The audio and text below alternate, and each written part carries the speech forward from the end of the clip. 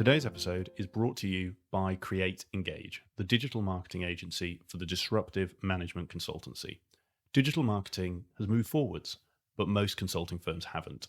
Many consulting firms still see their corporate blog as their sole digital marketing channel and find themselves frustrated when these blogs yield little, if any, results. For those consultancies that understand digital marketing, though, it can be a huge asset and help them achieve rapid business growth. In fact, at Create Engage, we've recently written a case study of one successful consulting firm that used digital marketing to help them grow over 400% in just 3 years.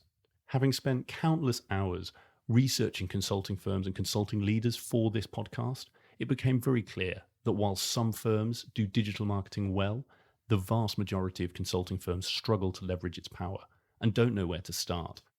To help those of you who want to harness the power of digital marketing to grow your consulting business, but don't have the knowledge, capacity, or in-house capability to do so, I launched Create Engage, the first digital marketing agency for the management consulting industry.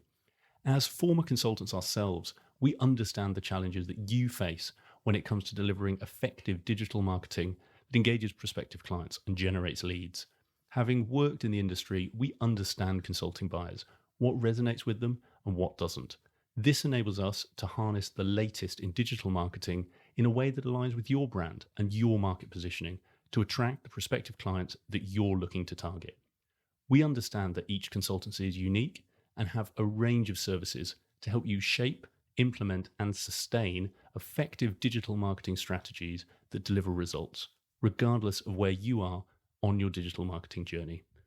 If you would like to find out more about how Create Engage can help you use digital marketing to take your business to the next level, then send me an email at nick@createengage.co.uk or go to our website, createengage.co.uk, where you can download that free case study that breaks down the digital marketing strategies used by one successful consulting firm to help them grow over 400% in just 3 years and gives you the secrets they used so that you can apply them in your own firm.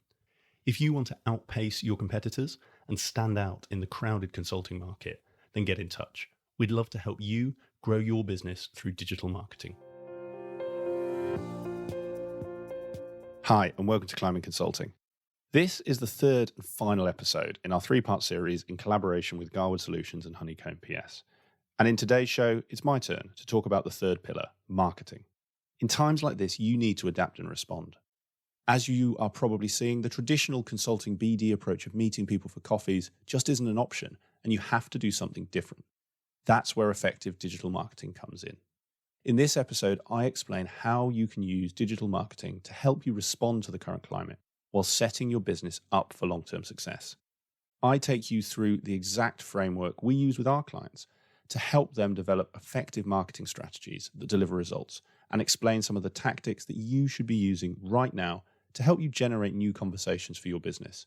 It's also worth saying that we had a ton of great questions as part of this session, and as such, I'd highly recommend listening till the end of the show to make sure you get all of the great content that we shared in this one. If I'm reflecting a little bit on the whole series, it was great fun. I really enjoyed doing these 3 webinars with Rob and Derry, and most importantly, the audience that we had attend them enjoyed them too. We had some great feedback from those who joined the live sessions. Everyone who messaged us said it was really valuable. They got a ton from it. And I hope that you get just as much from the podcast version too. So with all that said, with the intro done and dusted, all that's left to say is please sit back, relax, and enjoy the third and final episode in our 3 pillars of post-lockdown success series. Right, so I think it looks like attendees, the flow of attendees has slowed. So I'm sure some people will dial in a bit late. Meetings tend to finish and overrun a little. But for those of you who have made it on time, really keen to get going so that we can cover everything for the session for you today. So what are we going to cover? Well, firstly, welcome to the third in the series that we're running with Garwood and Honeycomb. For those of you who attended the previous 2, as I just mentioned, we had firstly Rob Garner on understanding the M and V in your value proposition, and Derry Hughes on how you can build control and flexibility into your operations. And today's webinar is the third in that series looking at marketing. So today I'm going to cover firstly, who are we? And I'll also hand over to my co-hosts for them to introduce themselves. I'm then going to set a bit of context and help you understand how the 3 sessions fit together, because we were very focused from the start that the reason we've come together is that these are 3 critical areas. And so I want to explain and just recap for those of you who maybe weren't able to join the last sessions, how the 3 areas come together. We'll then dive into the meat of today. So what is our digital marketing framework, how it can help you, and how you can use what I'm going to explain to build a marketing strategy that generates return on investment for your consulting firm. I'll then explain some of the tactics you can use to put it into practice and open it up to questions so that you can ask myself, Rob and Derry, anything you want to know about marketing, anything that may have related to some of the previous sessions, and we'll share our perspective on that. So let's start with, who are we? Who is Create Engage? So we are a specialist digital marketing agency that focuses on the consulting industry. It's something that I hear time and time again, that agencies don't understand our industry. And I get it. I've been a consultant. What we do is different to many other industries, and you have to understand that to be able to market it. We focus on digital marketing, and I'll explain more about what that is momentarily, but we focus very much on digital, and we make sure that where we can, we're at the forefront of it. So we understand where marketing is going. We're constantly testing the latest channels, tools, approaches to make sure that when we're advising our clients, they are getting the best of that insight for their business. Equally, we do this. We practice what we preach. We run the leading podcast for the UK consulting industry called Climbing Consulting, which gets on average 1,000 listeners an episode. So not only are we saying you should do this, but we do this. And I think, 2 of the key points which link back to ROI, and something that we hear time and time again, is we are both pragmatic and we deliver results. So the first one, really importantly, you have a business to run. A lot of you joining the call, you're running your own consulting firms, boutique firms that you're growing, from scratch into something much, much bigger. We understand budgets are tight and really focus on using our resource to help you maximize what you can do with marketing, because a lot of marketing you can do yourselves, but you need that starting point. You need that guidance to be able to do so. And then the key part is this stuff works. We've had clients who have won work off the back of campaigns we've done with them. We've been doing a host of webinars recently where firms have had anywhere from 40, 50, 60, 100 people attend. We've got clients who are now looking at email lists. They're looking at leads of 100 people, 200 people, 300 people, all through webinars like we're doing today. And I'll come on later to some of those approaches. Now, if this was a Create Engage only webinar, this would be the time where I show you a testimonial video, because I get it. I'm a consultant. I've been a consultant. We're skeptical folk, and we're particularly skeptical folk of marketing people like me. But I'm conscious that I'm not the only one on this session, and I don't want to take all of the time talking about Create Engage. So I will be sharing the testimonial in the email that I send off the back of this. But what I want to do now is hand over to my co-hosts to introduce Derry and Rob, who'll be joining me for today. Derry, do you want to give a short background on yourself and Honeycomb PS? Sure, thanks, Nick, and great to see so many people joining for this third and final episode. So my name is Derry Hughes. I'm the founder of Honeycomb PS. We work exclusively with consulting firms, mostly on the operational side of their businesses. So that's developing operations plans, running training sessions, providing coaching services, providing outsourced operations services for finance, HR, and office management. And also I'm launching a new recruitment proposition called Explore Consulting in September. Prior to that, I was the Chief Finance and Operations Officer at Credo Business Consulting, which we grew to about 15 million of turnover and then sold to Teneo in 2017. And prior to that, I was a strategy consultant at Bain & Company, and with my own practice focused on deal environments. Brilliant. Thanks a lot, Derry. And Rob, do you want to say a bit about yourself and Garwood Solutions? Yeah, of course. Thanks very much. So Rob Garner, founder of Garwood Solutions. So Garwood is a performance improvement consultancy focused around professional services. Specifically, we kind of engage with clients around probably 4 key areas. So we help them in terms of governance. We help them with funding, whether that's M&A or investment. We help them with operations and operating models.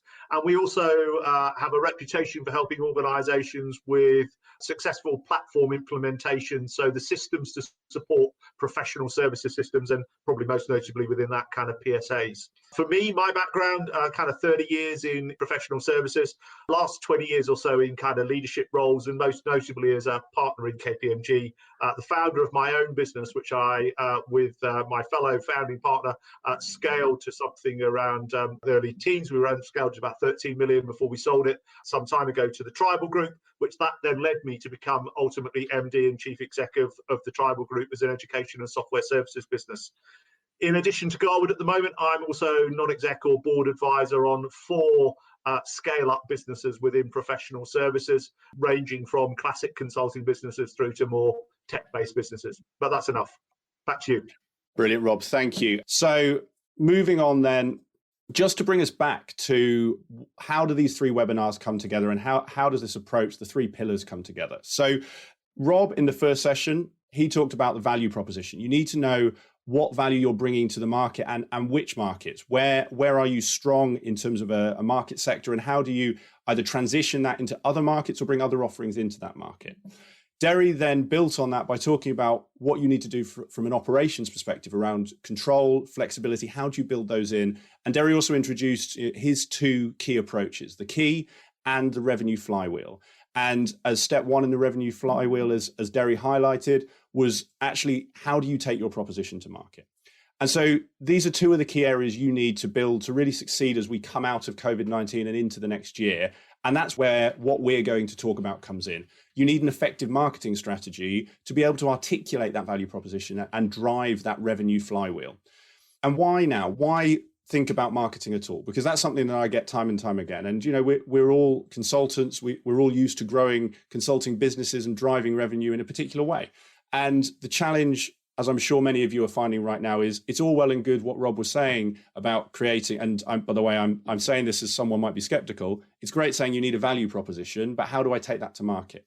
And the problem is that the traditional routes aren't available to you. The coffees, the beers, the rugbies, the dinners, you can't do that right now. And so there are many firms out there who are struggling because what would have been their standard go-to-market route has disappeared. The second and third reasons actually are your clients. Your clients need you right now. Your clients have never needed you more, most probably, because they're currently wrestling with how do I get all of my workforce to work remotely? How do I get them all back? And how do I manage going forward from there? Regardless of the type of consulting you do, that presents huge opportunity for you because your clients need your help. And because they need your help, your clients are receptive. They want to hear from you. And the other side of this is they have time. The thing that nobody is saying publicly, but I'm sure we're all thinking privately, is there are a lot of senior executives who suddenly have a ton of time because the meetings that they would have spent day in, day out going to and traveling to and from have either been cancelled, postponed, or moved to Zoom. So if you deal, particularly at the sort of C-suite level, with international CEOs, CXOs, they're going to spend a lot of time on the plane. You can't speak to them. They need to book in that travel time. Suddenly they're at home. And those, 12, 15, 20 hours a week they would have been traveling are now available. And that's the time that you can be there sharing value with them so that they know who you are, know how you can help them, and build towards a BD conversation. And then the last thing to say is your competitors are already doing this. And we know this because we're helping a lot of them do this. I speak to a lot of prospective clients who say, well, I'm not sure on LinkedIn. LinkedIn's really busy, or I'm seeing a lot of people do webinars. Well, that's because they're working. And actually, if you're not doing it, you are the one that's being forgotten. It's not that by standing out and not doing it, clients are going to find their way to you. For the 2 points above, clients need help, clients are receptive. They're going to go to the people who are there to help them and make themselves obvious. So that is why we need it. But what do you do? It's all well and good saying the why. And I think you all know that's why you're on a marketing webinar today. So to help our clients and to help you create that effective marketing strategy to reach those target clients of yours, we use our digital marketing framework. This is something that we have used across professional services, from recruitment to accounting firms to obviously our core market of consulting. It can be used regardless of the level in the organization. So again, we've used this at firm level to create firm-wide marketing strategies. Likewise, if you're a bigger firm, same applies in a practice area, all the way down to an individual campaign. It's something that actually, if you just spend an hour doing this, your marketing will be infinitely more effective than if you don't. I think I spend a lot more time debating budgets with prospective clients or hearing challenge around budgets than I do around actually, how do we know we're targeting the right people? How do we know our messaging is right? And ultimately, that is the key thing you should be focusing on. So an hour using this framework, and it's worth saying off the back of this webinar, I'll share the framework with everyone on the call, will help infinitely improve your marketing. So I'm going to spend the next 15, 20 minutes walking through this framework, and then we're going to open it back out to questions, and feel free to throw anything at myself, at Rob, at Derry. So we'll start at the top of the framework, because this is something that I think so many consulting firms either don't think about or get wrong. And this touches on Rob's point around what is your value proposition. So once you're really clear on your value proposition, you know what value you bring to the market, you actually then need to be able to articulate that. And to start with, you need to know what is different about your service. So I spend a lot of my time looking at consulting firm websites, marketing material, etc. And I've lost track of the amount of consulting firms that all sound the same. Saying you have good people is not a differentiator. Saying you've done good projects is not a differentiator. Is likewise, calling yourselves a transformation consultancy in 2020 is not a differentiator. You need to get really clear on what is it that's unique about your business. Because actually, if you think about this from your personal life, we all want to work with the best. Think about the clothes you're wearing. No one ever went to the shop and said, I want the second best t-shirt, or I want the second best pair of jeans, or frankly, I want the worst pair of jeans. You wanted the best. And now for anyone thinking, well, actually, I don't want the most expensive. That's not what I'm saying here. You want the best for your needs. Now, your needs might be comfort. Your needs might be, actually, it's the cheapest. But whatever your needs are, you were attracted to the best for that, not the second best. And it's the same here. People want to work with the best at what they do. And that's what we call your niche. You need to get really clear on what that niche is and how you're best to serve it. Because for those of you on this call, this is a series targeted at boutique firms. If you were a big four and had a huge marketing budget, you could say we're just the biggest consulting firm and you could spend money proving it. But for everyone on this call, I'd assume that that's not the case. So when that's not the case, you have to go the other way. You have to focus on what sets you apart. What is it that makes you special? And the beauty of this is actually you can go as niche as you want, because you will have clients who want the best in what they do. And it's a bit of a ridiculous example, but today on LinkedIn, I saw someone who specializes in dog photography. If you've got a dog, they will take photos of it and they will do it better than anyone else. Now, that's a crazy small niche, but I can tell you if I had a dog, and we hopefully will soon, that will be the man taking photos of it. Now, I say that as a bit of a flippant example, but to bring it back to consulting, if your skill set, let's say, is in IT, let's say you're an IT implementation firm, there's tons of those, but actually your specific skill set, what you are great at is transitioning projects. You can take an IT project and move it into BAU and you can deliver the benefits. That's your key niche. Well, then start there, because there will be a ton of clients who want that specific skill set. And the hidden benefit here is if you start niche, you really focus on what you're an expert on. Firstly, it makes your marketing easy because you can just talk about that. But actually it attracts other clients because we all want to work with the best. And most people are willing to accept if you are not an expert in their area, if you are the best at what you do. We're an example of this. So we focus, and if you've looked at our website, we're very clear, we're a consulting focused marketing agency. We don't talk about any other industry, but we have just launched a podcast for a Silicon Valley tech firm. We're working with a barristers' chambers at the moment. We're doing, as I say, a website for an accounting firm. None of those are what you'd call typical consulting firms, but they saw what we'd done in our core space and decided they wanted to work with us. So that's the first thing. If you're thinking about your firm's marketing strategy, if you've taken what Rob said around your value proposition, think about what makes that value proposition super specific. What makes you the leader? What could you confidently walk into a room with a client and say, we are the leader in this thing? And start small where you can confidently say it and build up. If you want an example of this, Elixir is a great company to look at. Highly recommend them. One of the things that's interesting about Elixir and is worth touching on as well is they take a slightly different frame. They created a niche for themselves. They call themselves the challenger consultancy. They are number one challenger according to their marketing and according to what their clients are saying about them. But that's another great way to build your niche, is actually create it around something, pitch yourselves against others, but do so in a way that's unique. Don't just say we're another alternative to the big four. Then moving on, who is your target client? So, all of these steps are really important, but almost if you're going to spend any time on any of these steps, make it this one.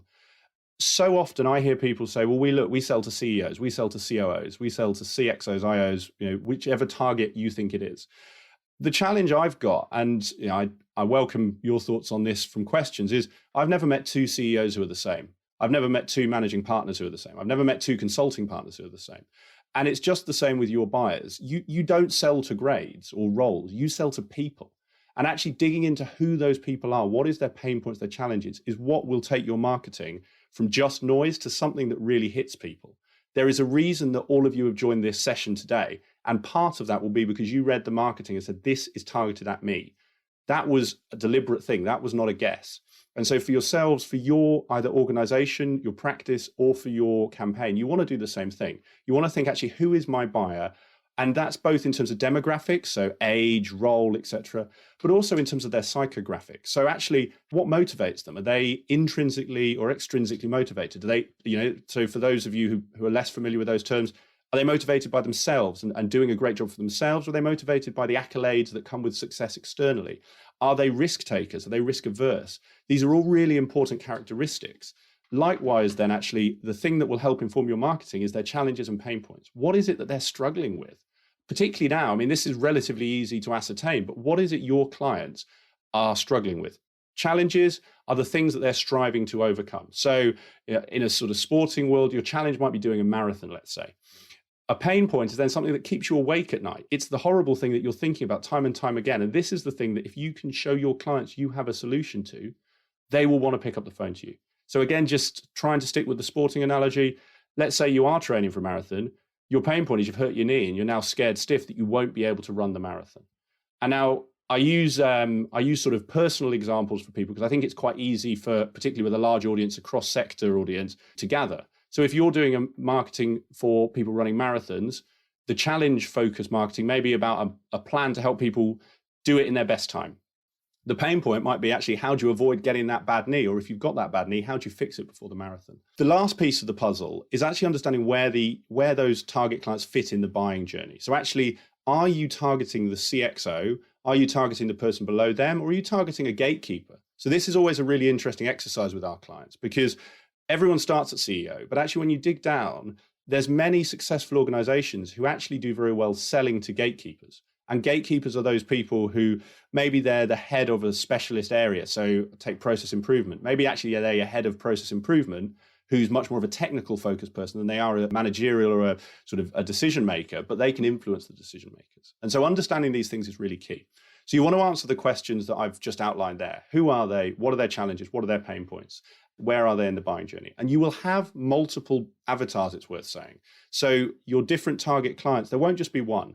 And actually, you might have multiple different ones for each of your practices or each of your campaigns. But you really want to spend time on who they are because that then informs everything else. Moving on from that, once you know what you want to be famous for, you know who your target clients are, then it comes down to your key messaging. And these are the messages that you use time and time again with clients. And that can be both in a sales context, but in a marketing context too. These are the things that you want to weave into your blogs, into your videos, into your LinkedIn content, into your webinars, because you know it will hit your target clients and it will appeal to them. I guess the easiest way to explain how to get to messaging, and there's probably two routes, but taking the framework we're doing, start with your USPs and frame them in a context that you know will resonate with your target client. So just to give you a bit of a fictitious example, let's say that you help clients cut cost and your USP is something around that. And you have two types of clients. One is very much risk averse, and they're always fearful that a business is going to go bust somehow. The other one is a really ambitious, they're really driven, they're really risk taking, and they're focused on growth.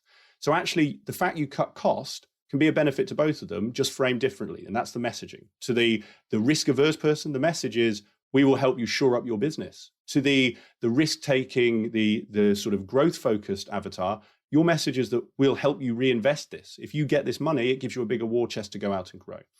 Now, it's just one example, but that's a really simple, I guess, explanation of how to develop messaging. The other one is actually think about what you use in sales calls. So everyone on this call will have done sales calls at some point, will be involved in some sort of some part of the BD process. What are those things that you say that just clients light up? What is it that when you say that specific sentence or phrase, your clients go, wow, you get me, you get my business. Those are your key messages. Moving on then, once you've got those key messages and you're clear on what are the things you need to weave into the content, you're clear on the challenges and the pain points your target clients face, it's time to start thinking about your content. So you know what you stand for, you know what will appeal, and you know the messages you need to create. Start creating content. And the key thing here is, just as we did with the target avatars, be specific. Talk to the individual person. You want to almost imagine you are writing something for a specific client. And I'll sometimes say to our clients, use that as an approach. The reason being, it's very easy to, in your head, picture that client, picture that CEO, CIO, whoever it may be, and write something for them. And I can almost guarantee you that if one of those type of people in your industry has that problem, there will be at least 10 other buyers who have that same problem, because a lot of the problems are similar across the industry. There's also an interesting thing to add here that I think because of the name thought leadership, and it's what still a lot of people call content in our industry, there's a misconception that it has to be the latest thing. It has to be the latest research. It has to be a cutting edge insight. And this is where I think a lot of people confuse actually what your clients want with what they think they should do, because the problems your clients have are usually as old as time or as old as their industry is. So, if I think about IT, for as long as there have been IT systems, there have been people struggling with how to replatform them. Or take what we do, marketing. Marketing's been around for hundreds of years. I was on a sales podcast recently. Sales has been around for hundreds of years. The challenges haven't changed. The approaches, the tactics, techniques, yes, they do change and they evolve and the systems evolve, etc. But actually the core underpinnings of how do you do a successful replatforming, how do you do a successful operating model don't change. So be really clear on giving great value and focus on that, and almost worry less about being at the cutting edge. If you're doing something that really targets your clients, the specific people who need your help, and you're giving them value, they will love you for it. They will contact you. You will be rewarded. And I mentioned it just there. It's not something on our framework, but probably should be the thing that sits above this framework is any content you create has to give value.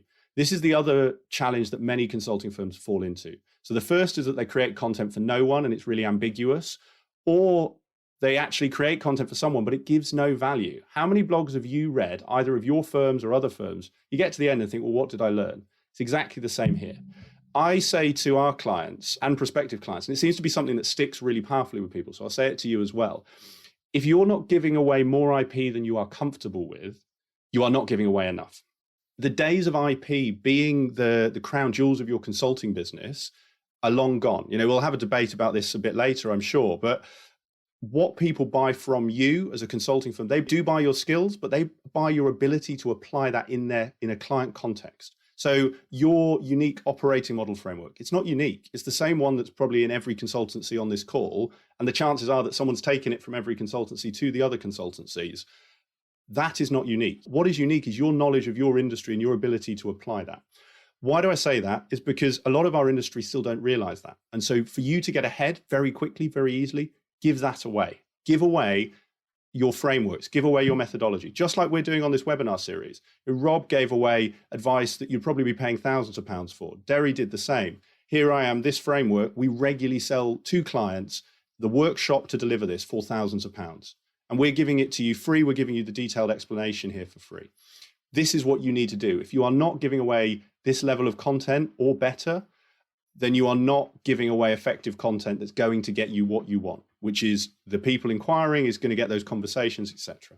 One thing just to touch on the framework, and I'm mindful of time, so I won't spend long on this, but if you're thinking about content, you want to think about actually what's it for and how can you reuse it. So these terms evergreen and one-off, just to dig into that, if you've got a framework and a great piece of evergreen content, evergreen being things you can reuse time and time again, is that framework and is an overview of that framework, let's say. So worked example here, this framework is evergreen. It doesn't matter if there's COVID-19, it doesn't matter what happens next year.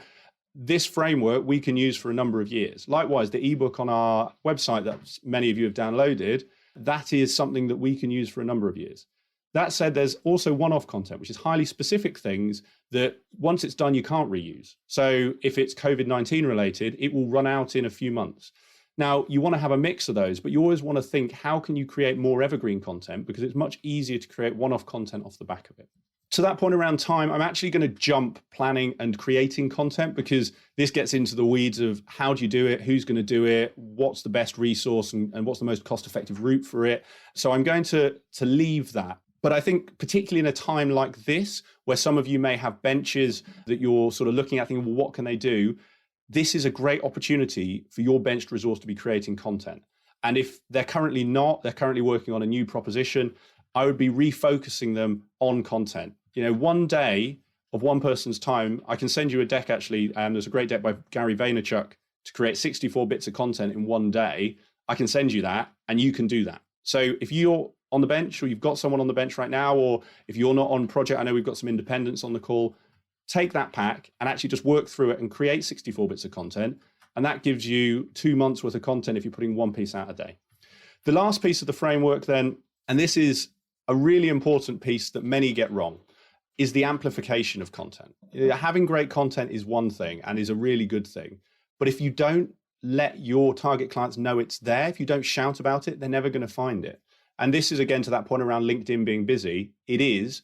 And the answer is not to step back. The answer is to step forward and lean into that busyness and get your voice known. So first off, for anyone on this call who's running a consulting firm which has more than just them or has a team, you want to be getting all of your team behind your content. This webinar series for us has done phenomenally well because of the work we've done with Derry, with Rob, and we've been collaborating to amplify each other's content. It's the same in your own teams. The other side of this is actually then, how can you be using this content to support your sales and BD? How can your senior leaders be sharing more content to get those conversations started? We've seen this with one of our clients, one of the senior members of a client team. They shared a blog that they had written, and it led to one BD inquiry, led to one recruitment inquiry. Now, I'm very careful when I give these examples because that's a one-off example. Not every piece of content will do that for you. But the point is, it's those types of content done repeatedly which leads to that benefit. And the last piece, and it all comes together really, but how are you getting involved in conversations? So something that I think our industry is still a long way behind the curve on, in a good way for yourselves on this call, is all of the decision makers, or the majority of the decision makers you want to work with, are actively on LinkedIn. And right now they're on it more because they've not got much to do. They're in the office. They don't want to deal with the kids at home, whatever that is. They're on LinkedIn. They're receptive. Drop them a message. You would be amazed at the power of a simple message to your target clients or commenting on content they share. So one of the things I've personally seen is a lot more people sharing content, particularly personal content, sharing things about how their family are dealing with lockdown, how they're dealing with lockdown. That's the sort of content where you can start a really nice relationship building conversation. Talk about your experiences, talk about how you found things. It's a different example, but my personal trainer, he has filled his entire client book by LinkedIn videos. This is a guy who does gym training, filled his entire client book by LinkedIn videos by becoming part of the conversation. The great thing for you on this call here is all of these tactics, everything I've talked about, is massively skewed in your favor. And the simple reason for that is that what you sell is hugely high cost and hugely high margin. So if you get one lead that converts to one sale, and let's say your average project is 100K, and for some of you that will be low. One lead, 100K, if you get 10 clients, that makes you £1 million business. That's not a bad place to start. And actually, if you've only spent an hour or two on your marketing or on your social media over that time, feels like a pretty good investment. So that is our framework. And as I say, very happy to take questions on it. I have got a little bit around the tactics and some of the things you may want to use and some of the approaches, but I'm actually going to pause there because I'm very mindful of time. And I think one of the things we did very well in the last session, or the feedback we've had at least, was that the discussion was a really powerful part of that conversation. So I'm very happy to talk about putting it into practice and some of the tactics, etc. But I think it'd be really good to do that contextually for your context. So I'm going to jump to questions. Obviously, if you've got questions on the tactics, put them in the questions. And I'm going to bring Rob, Derry back into the conversation. Derry's been monitoring questions for us. And so I will pause there and open to the floor.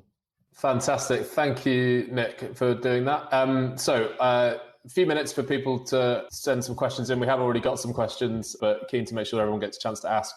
For those that missed at the start, if you want to ask a question, make sure at the bottom of your screen you tick the grey question mark, ask a question, and that puts it into the Q&A mode. And so that then we can definitely see your question. It doesn't get lost in the chat. So we have some questions starting to come through. So there's one here. So probably actually Nick and Rob, you both have views on this. So as a new independent consultant, and I'm not going to use your names when you've asked questions unless you explicitly give us permission to do that. But so this person has asked, I'm a new independent consultant. I've got lots of skills. I want to be flexible, attract a broad client base. What ideas have you got on how to zone in on your USP as a new independent? Sure. So I think it's a really good question. And I think the answer to this it is true whether it's independence or not independence. I think, I've heard this time and time again. We, as a consulting firm, we do a lot. We want to attract lots of clients, so we're just going to do everything. And the answer to this question, whether you're independent or not, is do the opposite. So we all have lots of skills, but you have something that sets you apart. And this is where you need to do that work, whether you're an independent or whether you are a consulting firm. I actually think I'd say this is easier as an independent because it's just, it's self-analysis. I think as a firm, it's harder. But what are the things you want to really focus on? And so an easy way to do this is start with what's the thing you've done for the last 3 years? Look at your sold work. If you've sold 90% of your projects in operating model improvement, you're probably going to start there. And that will dictate everything else. So focus on what you're great at. Identify the clients there. Obviously, your USP comes from what you're great at, and that will deliver more clients to you. I know it sounds slightly paradoxical, but that is how you will get there. And Nick, I couldn't agree more. And I agree that it's the independent consultant versus the consultancy. It's the same for both. I mean, I think the organisations that I see succeeding the fastest I don't mean just in the current climate of a kind of COVID-19 climate, but I mean in the kind of economy more broadly over the last year or two, are those organisations that have got a clear focus. And I think, once upon a time, it used to be we focus on a sector, but actually we offer a broad range of services. And actually it also perhaps went the other way once upon a time, which is, we offer a discrete service, but we're looking at a kind of broad range of sectors. And the organisations that I see really succeeding now are actually operating at the crosshairs of that. They've actually focused right down to a very discrete offering, actually in quite a discrete market. And they are the organisations that are, in my experience, outpacing others. And whether that's an organisation or an individual, I feel that kind of level of focus and, use your phraseology there, Nick, that level of self-analysis actually is critical to making sure that you are genuinely successful in that way. Yeah, I think the only thing I would add to that is Nick's point right at the start of what do you want to be famous for? If you want to be famous for being smart or being a nice person to work with, you're not going to be famous for that. There's loads of smart people who are nice to work with. So you've got to be famous for something more crisp and more specific around that. Unless, there is a model of independent consulting where it's more of a lifestyle choice and you're just trying to find projects and you're probably not that bothered about building quite the same personal brand there. But I'd still say you need to build a track record of expertise in a certain area so that you do become known for something. Okay, we've got lots of questions coming in now. So let's have a look. So one here, is there a conflict between Nick's sharing of IP, so the whole message about share more IP than you're comfortable with, and what we heard on Tuesday about collecting and recording IP? So maybe I'll take that one actually. So the context of collecting and recording IP that I spoke about on Tuesday was the fourth part of that revenue flywheel.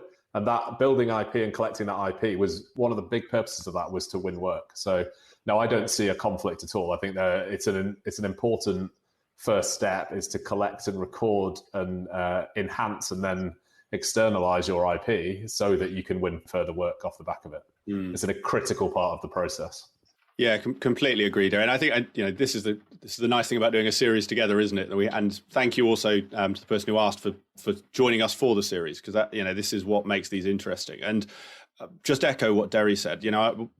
When I talk about sharing more IP than you're comfortable with, it's really that you're comfortable with that's quite key. Is I'm not saying share everything you do, and just like this session here, I'm giving you the framework, that is IP, but equally how we run the session to get to an outcome for your business, to a benefit for your business, that is equally IP, and that is IP that we're not talking about here. So just as Derry said, you need to be clear on what is that IP, you need to capture it, because if you don't, you can't keep going around Derry's flywheel, but I don't see them as conflicting at all. In fact, I see them as supportive, like Derry said.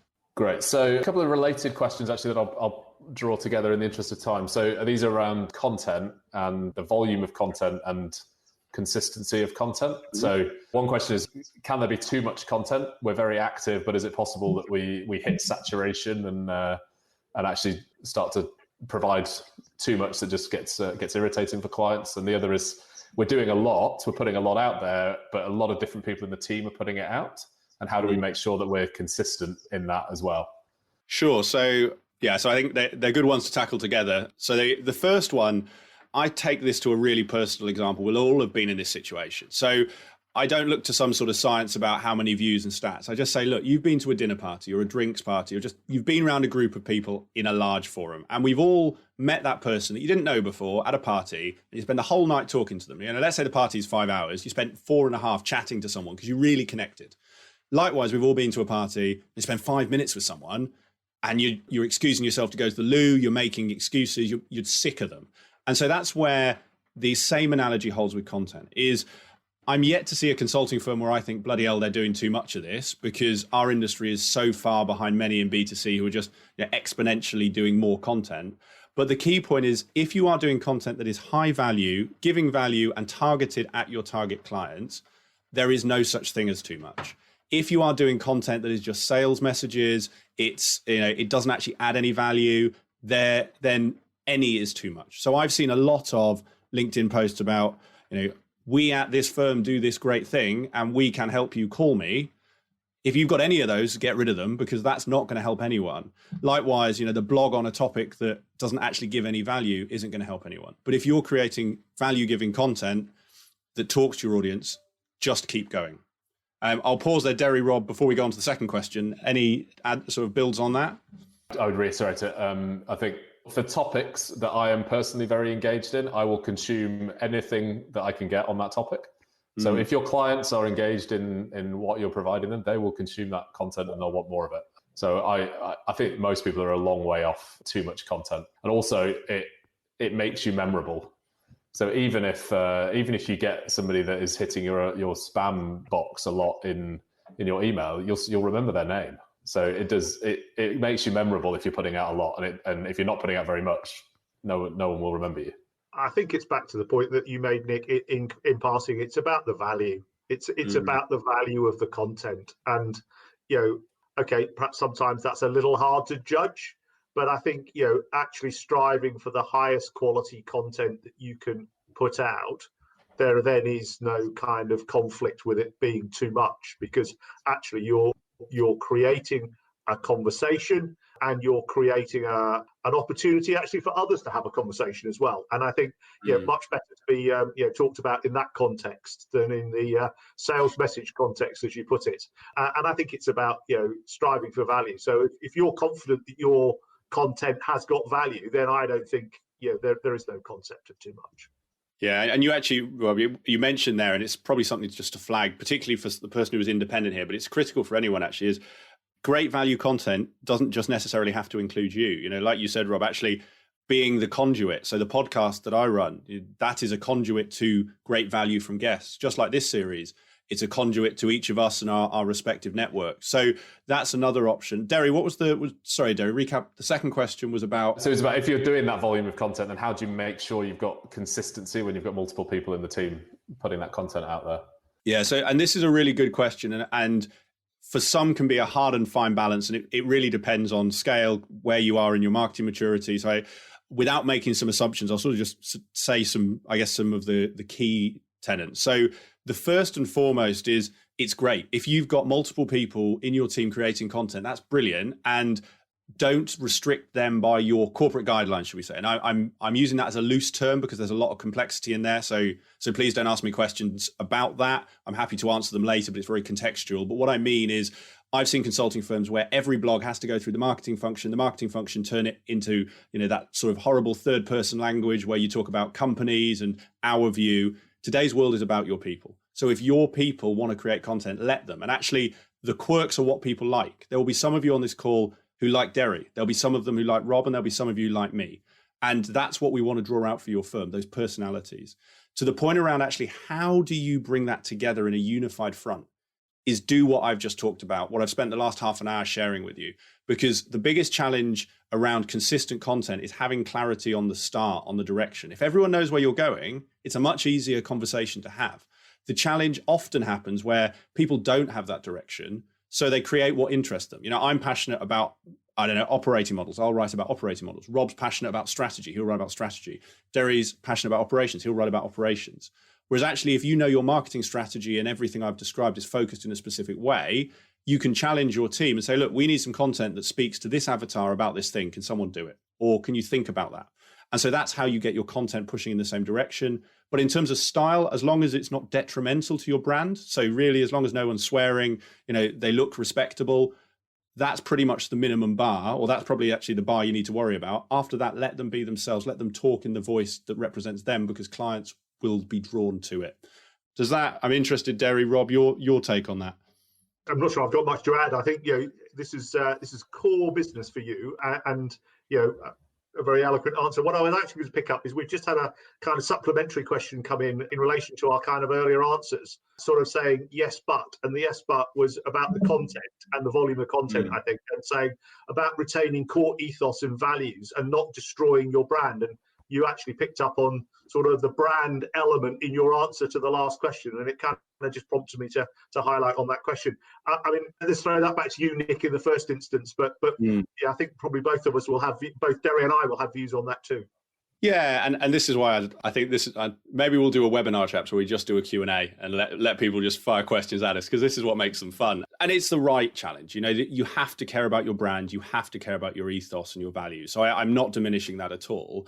The thing that I find more often than not, and we're sort of 90% to 10% here, not a sort of 1 in 4, 1 in 2, is too often that is used as a reason to stifle marketing, and actually in doing so stifles your brand. Your brand is what makes you different. It's your USPs that resonate with your target clients. It's what I've talked about. But if you're not shouting about that and sharing it with the world, you become another transformation consultancy. There is no brand there. Saying we have great people, we do great work, we value good things. And it's worth saying to anyone listening, to the person who asked, I'm being deliberately controversial to prove the point. That doesn't make you distinct. What makes you distinct is sharing great value content in your own style. So when I'm saying about let your team be them, obviously they need to align with your views, and they shouldn't be sharing, let's take political activities that are going on. You don't want someone with your brand saying, I support this or I support that, of course. But as long as it's in the tramlines of what you do, let them be them. So if you do operational improvement and your team want to create a video, as long as it's not awful and it's not against your brand, let them do it. As you say, Rob, does that sort of align with what you two think? Anything to add? Yeah, well, I'll add a personal story on that, actually. So I think the point of personality is so important, because ultimately, as a consultant, people want to know that they want to work with you and that they're going to like you, as well as the fact that you're going to add value to their business. So I'm a power lifter. That's my sport. Most of you have probably never heard of it. It involves lifting weights. I wrote this really dubious article on LinkedIn drawing a parallel between the process for getting stronger and the process and my approach to process improvement. I did that because it projected personality in who I am. It's actually directly led to leads. So people have got in touch with me and asked to talk about operations back office for their consulting firm, because they're also powerlifters and it resonated with them. Obviously, it didn't resonate with many people, but the people it didn't resonate with will forget about it. And that's all about bringing my humanity and personality forward in the content that I'm writing. I'd say go for it. I would as well, and I'm going to reflect on sort of personal experience as well. I mean, in running my own company for 7 or 8 years, we marketed pretty heavily, if I'm honest. It was a slightly different era of the mechanism or the medium for doing it, but we were very active, and we were very active from a very early kind of point in our life. And we pushed membership of organizations when we didn't quite qualify for them by size or by value, and we pushed events and various other things that we were quite on the front foot, I think, about. We were also a Sunday Times Best Company to work for, and recognised by our clients and our colleagues for the values that organisation embodied. And we weren't just a Sunday Times Best Company to work for, we were a top 20 company to work for. So I don't think there's any conflict there at all, as long as you get the kind of value in the content and the right approach to it. I don't think there's any conflict there at all. I'm just conscious of time, so I'm going to pick up a couple of other questions around LinkedIn and social media. So one question specifically about LinkedIn, and then which is how do you maximize your target audience and actually find new people on LinkedIn? And then a related question, which is it really all about LinkedIn? Or are the other platforms, is it Facebook, Twitter, even Instagram, or these days TikTok? Are these other platforms remotely important, or is it just all about LinkedIn? So how do is it about LinkedIn, and how do we maximize target audience on LinkedIn? Sure. So I think to the point then, Derry, around LinkedIn. So firstly, I love the article, by the way. And I think something that we haven't touched on, I should have earlier, but it's context to all of this, is we work in an industry where you can build a phenomenally successful business. And if your goal is to sell, you can sell it. Or if your goal is to grow and have a very nice lifestyle, you can do the same with 10 clients. I know consulting organizations, I'm sure the two of you do, who have the same, if not less. I was speaking to one partner where he has one client, is in a larger firm, and that's a £6 million client. You don't need many of them to build a saleable, scalable business. So to the point around LinkedIn, I guess, firstly, Derry, like you say, all the other channels, I think there's a maturity thing. I'll answer them backwards. So the channel side's a maturity thing and an industry-specific thing. So there's some industries where particularly Twitter is really powerful, but you have to understand the context of those channels. So where firms can go wrong is Twitter can be great if your industry values it and you're commentating, you're communicating regularly. So actually an industry that seems to really work with Twitter is healthcare. There seems to be a lot of traction in healthcare on Twitter, but it's not so powerful in others. Instagram, again, is an interesting one. You have to be contextual and you have to also go where your clients are. So I mentioned my personal trainer before. Before lockdown, he spent all his time on Instagram getting 20 views a video because that's what every personal trainer did. Then he changed it up. He went to LinkedIn. And the last video got 10,000 views. He can't take any more clients on because of all of the clients he's got. So part of it's contextual and about going to the opportunity, but then also not just jumping on the latest thing. So TikTok, for instance, we're going to start testing because I want to tell our clients if it's good or bad. But would I tell any of our clients to go to TikTok right now? No. To your point then around LinkedIn, I think LinkedIn is vastly underused. I know that probably sounds like a really bold statement, but the ability in LinkedIn for you to find your target buyers is phenomenally powerful. There are a number of people on this webinar today who I do not know. I found you through LinkedIn. I got your email address, I added you to our mailing list, and you are on this webinar today. And for those of you who aren't in that camp, that's how we got half of the webinar attendees all targeted at this industry. So you can do the same. If you sell IT services, just search head of IT plus industry and you'll find it. And this is all for free, it's worth saying. This is even before you go into Sales Navigator. If the question's more around content, so actually how do you start to build your presence on LinkedIn? Just start. You need to start getting out there, start talking, start getting part of the conversation like Derry said. But I think, Derry, did you also say, is LinkedIn the only channel? Was that part of this one as well? Yeah, is it how important is it versus Facebook and Twitter, etc.?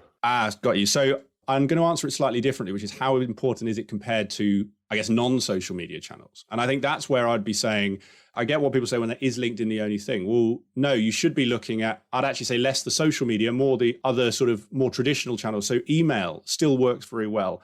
Webinars that we're doing today, webinars pre-COVID-19 had died. They were done by big organizations who for some reason still did them. No one actually used them. No one attended them. Now they're our most successful marketing approach for us and for our clients. And we've seen really good success. Other channels, thinking about podcasts, I think just from what we're seeing and the projects we're starting, podcasts have really become a thing in our industry. And they are a brilliant tool to get in front of your target clients and build your brand. One of the questions was about who in our industry should you look up to? And I actually would be looking down. I'd go and look at 11FS, who have built their brand entirely through having a leading podcast in their respective niches. There's a lot in there though. So I'll pause and, Derry particularly, I know you're quite active on various channels. So what's your perspective? Yeah, I mean, I think, as you say, like being active on LinkedIn is just a huge, is a no-brainer for me at the moment. And there's another question actually about how you get lift off from a standing start and how much resource it takes. And specifically, we're finding it challenging to do our day jobs and build a marketing machine. There are a number of tools out there that can make regular posting on LinkedIn way more efficient. So there are tools that allow you to schedule your posts. So Buffer is a really good go-to option around that. There are others out there as well. Tools to find third-party content. So a lot of what I share on LinkedIn is relevant third-party content. And obviously it takes a lot less time to find a relevant piece of third-party content than it does to write something bespoke. Now, you can't just put out third-party content all the time, but it's certainly it's a way of kind of keeping the content flow going and providing value to your prospective clients. I think with LinkedIn, and Nick, you'll know better than me, but my understanding of LinkedIn is you don't really want to post more than once a day because that will it penalizes you in their algorithms. So one thing a day on LinkedIn, and if half of that is third-party content, then it doesn't take a huge amount of time to source that and post it up. Yeah, I think, and to your powerlifting analogy, Terry, I think you've got to start small. So I wouldn't even be entertaining the question, because I think if you ask many people on here how often you post, I think it'd be the once a week, not the once a day. But I completely agree with, like you say, about those systems. And actually that point around, how do we do this? Have we got the time? I didn't jump into it in the framework, but frankly, that's where you need to value your time as well. So if you're consulting, you're selling your day, you're selling a day of your time for, I don't know, most partners on here will be $2,000 plus. You need to consider, is it more cost effective to your business to try and do some of this stuff on the side?